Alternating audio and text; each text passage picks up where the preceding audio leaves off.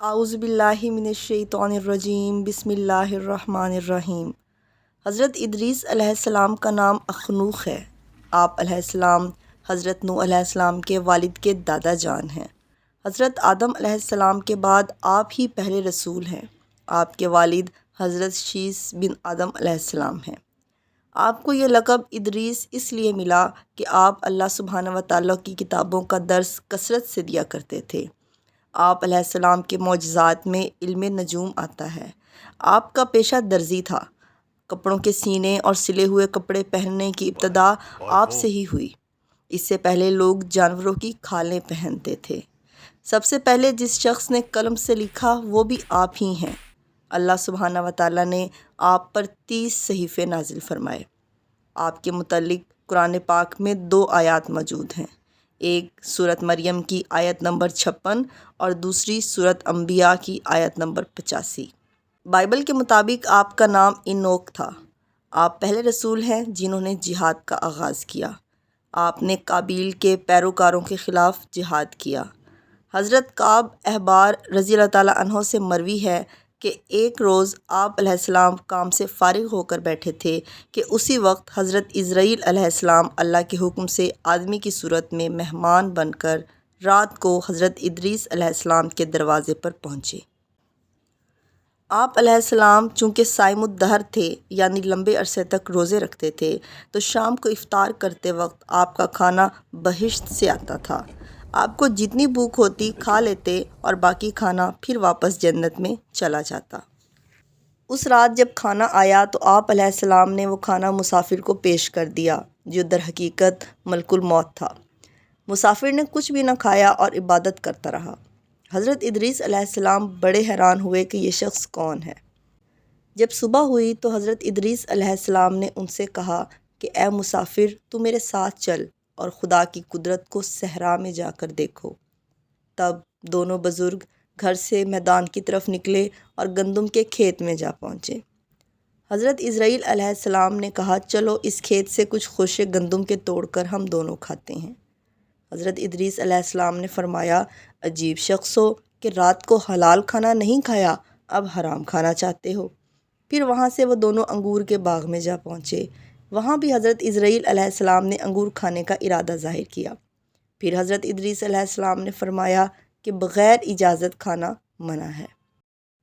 پھر آگے چل کر ایک بکری کو دیکھا اور ملک الموت یعنی کہ حضرت عزرائیل علیہ السلام نے اس کو ذبح کر کے کھانے کا قصد کیا۔ تو حضرت ادریس علیہ السلام نے فرمایا بیگانی بکری کو ذبح کر کے کھانا ممنوع ہے۔ پس 3 دن تک ایسے ہی گفتگو ہوتی رہی۔ آخر کار حضرت ادریس علیہ السلام نے پوچھا کہ خدا کے واسطے ظاہر تو کرو کہ کون ہو تم، بنی آدم سے معلوم نہیں ہوتے ہو۔ تب عرض کی کہ میں عزرائیل علیہ السلام ہوں۔ پھر حضرت عزرائیل علیہ السلام سے حضرت ادریس علیہ السلام نے پوچھا کہ کیا سب مخلوقات کی جان تم قبض کرتے ہو؟ انہوں نے فرمایا ہاں۔ حضرت ادریس علیہ السلام نے پوچھا کہ شاید تم میری جان قبض کرنے آئے ہو؟ انہوں نے فرمایا نہیں، میں جان قبض کرنے نہیں آیا ہوں۔ حضرت ادریس علیہ السلام نے کہا کہ آج 3 دن سے تو میرے ساتھ ہے، اس عرصے میں بھی تو نے کسی کی جان قبض کی ہے؟ وہ بولے کل جان قبض کرنا ہمارے ہاتھ میں ایسا ہے جیسا کہ تمہارے دونوں ہاتھ کے نیچے روٹی رکھی ہوئی ہے، یعنی کہ جس کی موت آتی ہے اللہ کے حکم سے میں ہاتھ بڑھا کر اس کی جان قبض کر لیتا ہوں۔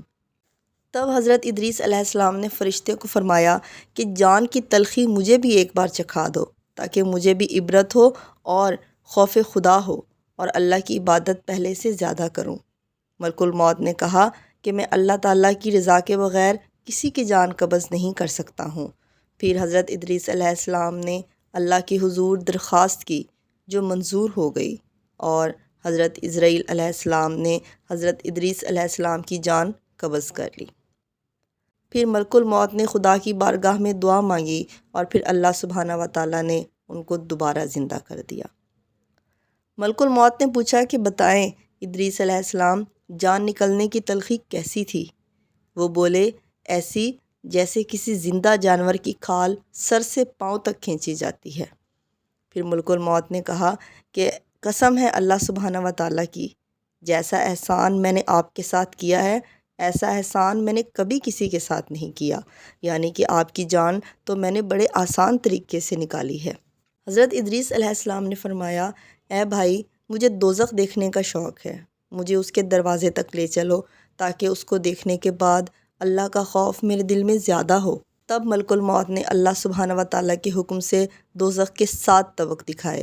پھر وہ بولے، اب مجھے بہشت بھی دکھاؤ، کہ مجھے بہشت دیکھنے کی آرزو ہے کہ اسے دیکھ کر خوشی حاصل کروں اور زیادہ عبادت کروں۔ حضرت عزرائیل علیہ السلام ان کو بہشت کے دروازے پر لے گئے۔ انہوں نے بہشت کے دروازے سے اس کے مناظر دیکھے اور پھر کہنے لگے کہ اجازت ہو تو بہشت کے اندر جا کر ایک پیالہ پی لوں؟ تب عزرائیل علیہ السلام نے کہا کہ تم واپس آنے کا پہلے عہد کرو، تب جانے دوں گا۔ حضرت ادریس علیہ السلام نے پیاس کی وجہ سے واپس آنے کا عہد کر لیا، مگر اندر جا کر پیالہ شربت کا پی کر درخت پر جا بیٹھے۔ کچھ دیر کے بعد ملک الموت نے ان کو آواز دی کہ تاخیر مت کرو۔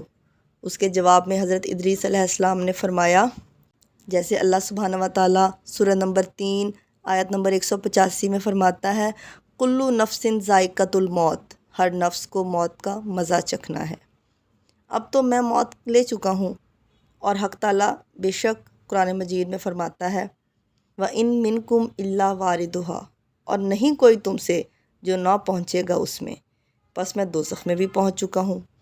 اور اللہ تعالیٰ یہ بھی فرماتا ہے، نہ پہنچے گی وہاں ان کو کچھ تکلیف اور نہ ان کو وہاں سے کوئی نکالے گا، یعنی جو جنت میں ایک بار چلا گیا وہ پھر نہیں واپس آنے کا۔ اے موت کے فرشتے، اب میں ہرگز باہر نہیں آنے والا۔ تو درگاہ باری سے آواز آئی، اے عزرائیل علیہ السلام، تو حضرت ادریس علیہ السلام کو چھوڑ کر چلا جا، میں نے ان کی تقدیر میں یہی لکھا تھا۔ حضرت ادریس علیہ السلام موت کا مزہ چکھ چکے ہیں اور دوزخ بھی دیکھ لی ہے اور جنت میں جا رہے ہیں۔